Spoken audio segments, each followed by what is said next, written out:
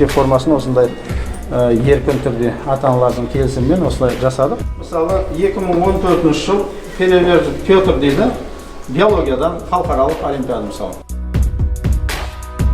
Алып, оқып, жаңағыдай мәлімет алып. Енді мектепке кіргенде, кітапханаға кіргенде сезінсін деп, сондай бір орта жасауға тырысып жатырмыз.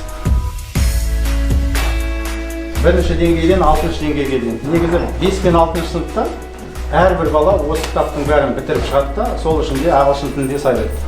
Басқаға рұқсат бермесек те, енді жалпы оқушылар біздің балаларымыз еліміздің келешегі ғой. Соны тәрбиелейтін ұрпақ өте маңызды. Сол үшін не қыламыз? Ол нәрсенің барлығына негізі мектебімізде есік ашық.